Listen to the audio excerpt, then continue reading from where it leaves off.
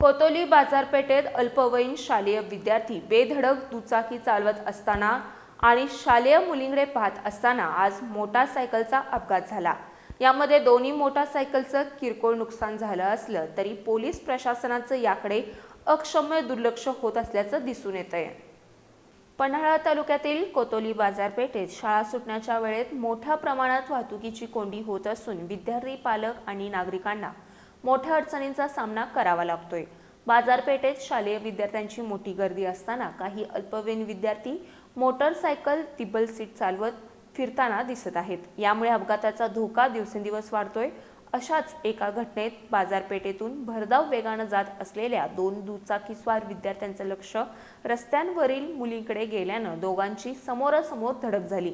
सुदैवानं या अपघातात जीवितहानी झाली नाही, मात्र दोघांच्या मोटारसायकलचं किरकोळ नुकसान झालं। या घटनेमुळे परिसरात काही काळ गोंधळाचं वातावरण निर्माण झालं।